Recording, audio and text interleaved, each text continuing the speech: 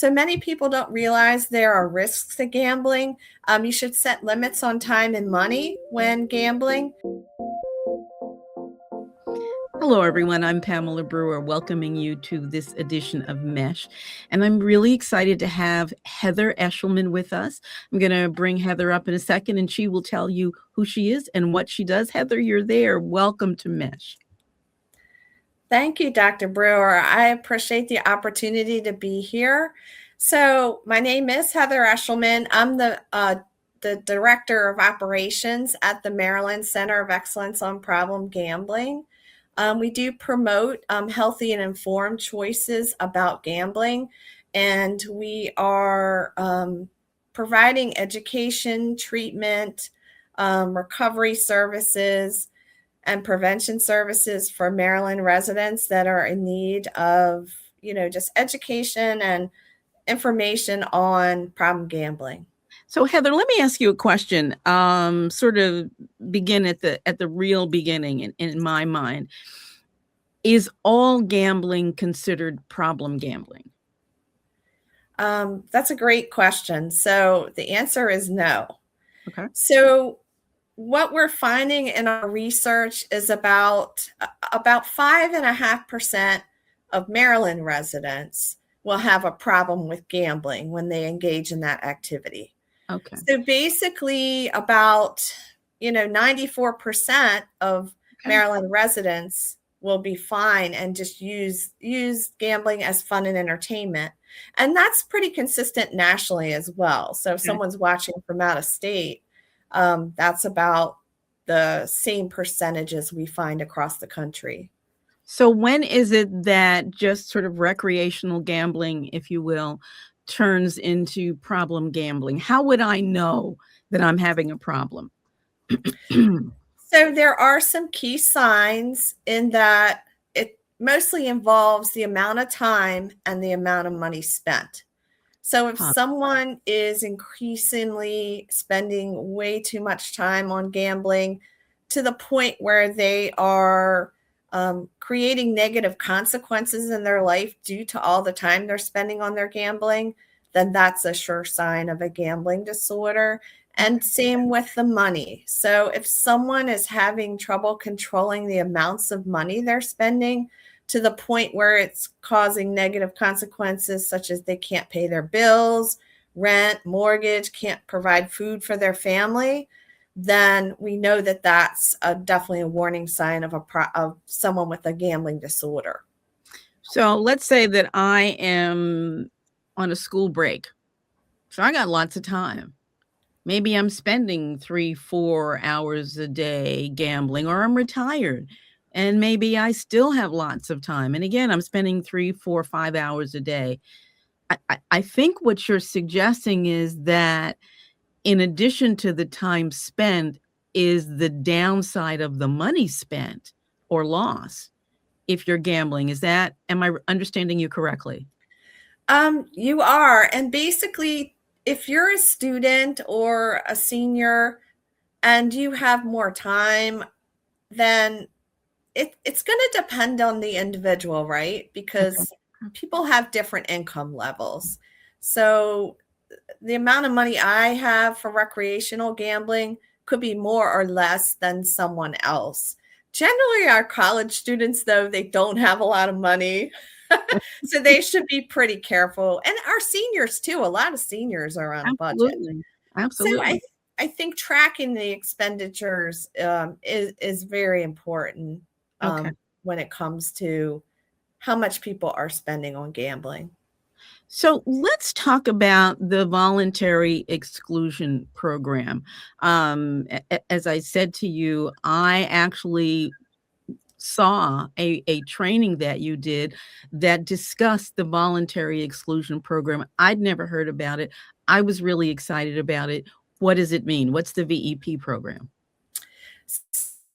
Basically, like you said, the Voluntary Exclusion Program, or VEP, it's a program run by the Maryland Lottery.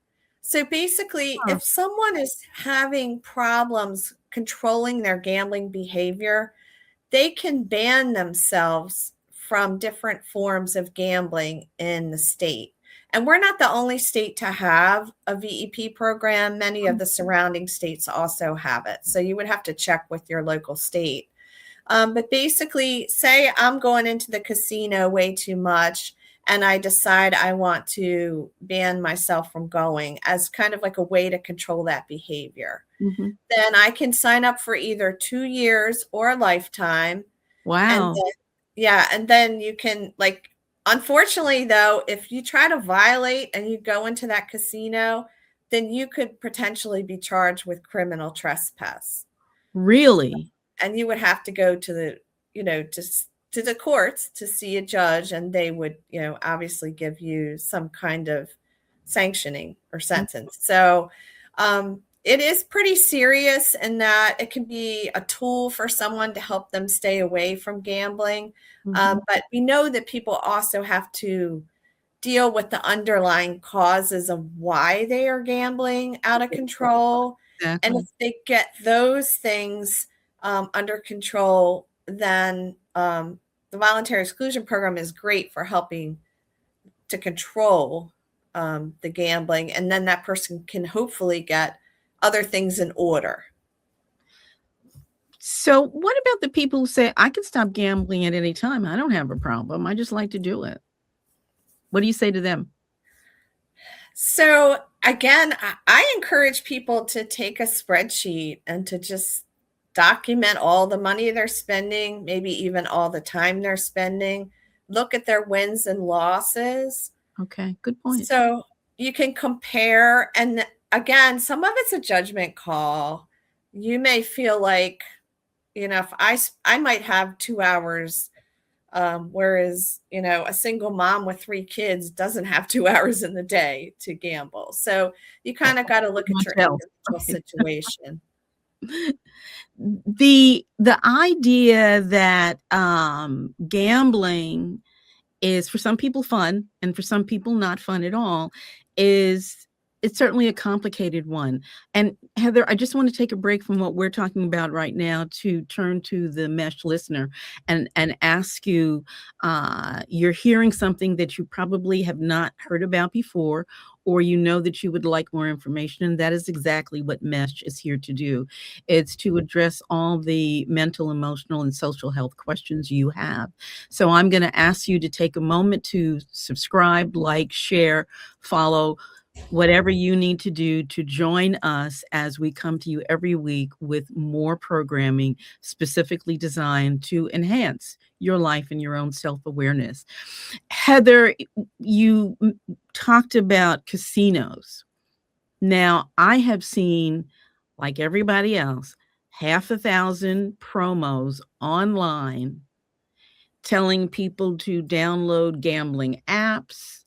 Uh, I mean, does the VEP program only work if you're physically going into a casino? Does it do anything if you're dealing with apps as well?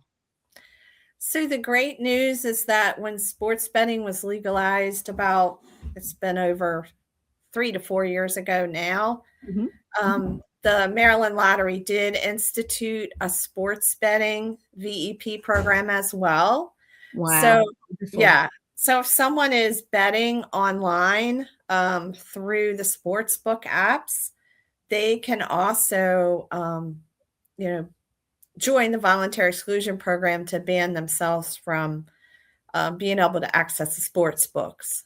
So there is that opportunity. If I'm a parent and I know that my child is just playing a whole bunch of games. I mean, I don't consider that gambling. Maybe they're betting a little bit, but it's not really gambling. They're just gamers. Is that the same thing? Do the same issues arise? That's a great question. So, when it comes to youth and young adults, we know that population is big on video gaming. And so, within video games, there's often features that are gambling.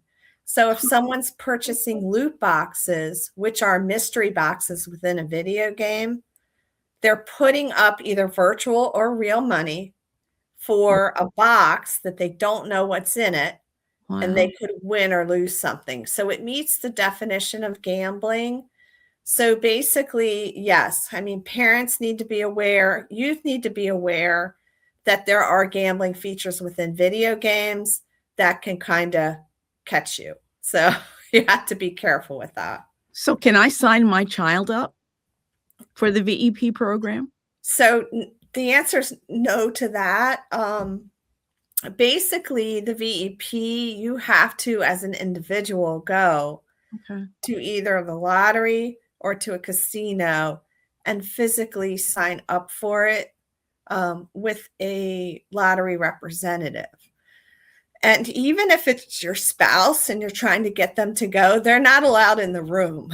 So the Wow. individual has to be the one to sign up. Okay. But going back to parents, there are tools that block gambling websites and apps from your child's phones or devices. Hmm. So they're called there's one called Gamban and there's one called Bet Blocker. And Bet Blocker is free. So you can just log on and you can block all gambling sites from someone's personal device. So is there a list, or can someone be in touch with your office who's a parent and is really wanting to utilize that? So we do encourage parents to call us. Okay. And our number is 667-214-2120. That's our office number. Okay. You can also reach us through the 1-800-GAMBLER helpline, which is the helpline operates 24 hours, 7 days a week. Okay. Call, text, or chat. So that's the best way to reach us. We do encourage parents to call in. So let's say I'm not a parent, but my spouse is driving me crazy with the online gambling or gaming or the apps, all of that stuff. So can I install one of these softwares that are designed for children and cut my spouse out that way? They're not just for children. So Okay. yeah, of course. Like I Okay. don't know that you can do it like sneakily behind their back, but I think that you could cut to talk to them and say, "Hey, do you All know right. there's these tools that can help you and we really need you to cut back," right? So yeah, that's a great question.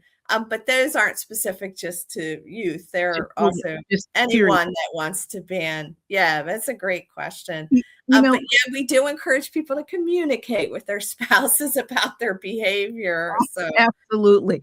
One yeah. of the things that I meant to comment on earlier, I'm just so fascinated that this is an offshoot of the Maryland lottery, because I don't know that people recognize that the lottery is attempting to be proactive and really cutting back on gambling for those who have a gambling problem.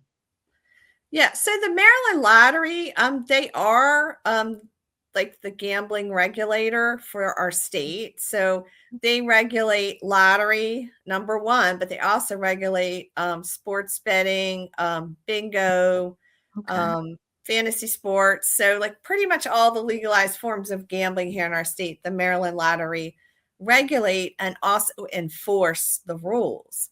But we have a great relationship with the Maryland Lottery.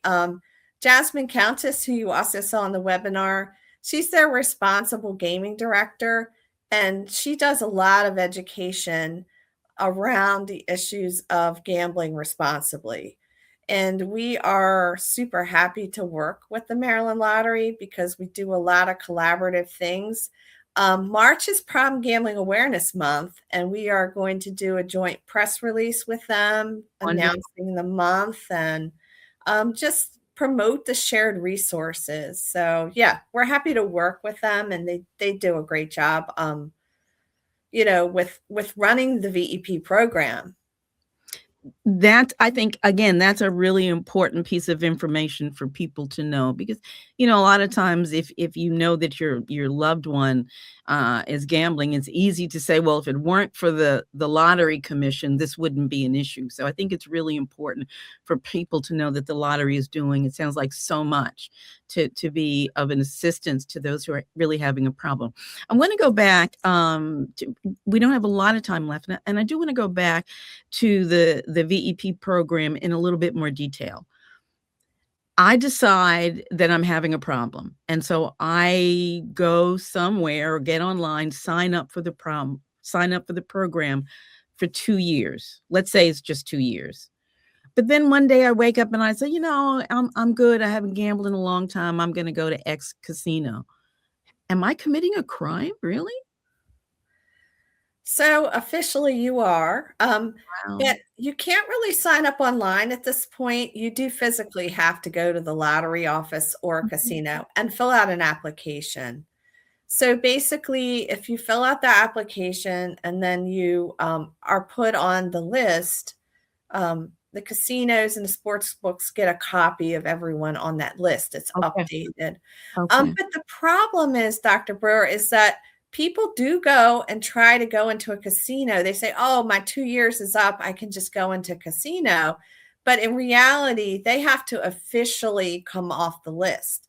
So I they see. need to contact the Maryland Lottery and say, I would like to be removed from the VEP list. So they go in and see Jasmine Countess, who I just mentioned, and she will give them a workbook. They have to see a counselor for one session, Excellent, okay. and then they're removed from the list. So we want to make sure if someone initially put themselves on the VEP, obviously they felt their gambling was out of control at some point. Right, So if they're asking to come off, we want to make sure they're ready and that they have the resources they need in case they slip up again and want to get their gambling back in control. Because we do see that, unfortunately. People come on and off the VEP okay. and because they think they have it under control, but Yeah. then they need to go back on because they really don't.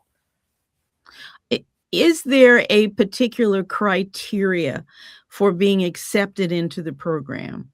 Am I gonna be questioned about why I want to sign up if I choose to sign up for the program? No, they pretty much take everyone that wants Okay, to do it. It's okay, like a service that's provided by the lottery, so it's it's something that, again, it's a resource for people to be able to stop gambling that may be out of control. tell us again what the resources are that are available to those having, a difficulty with gambling, both for family members and for the individual who may or may not believe that he or she is in trouble. Okay, that's a great question too. So basically, your one-stop shop to get any resources, the 1-800-GAMBLER helpline. So again, call, text, chat 24 hours, 7 days a week. You get a live person that will kind of field you to the right resources. We do have no cost treatment here in the state of Maryland, which is unusual for the United States.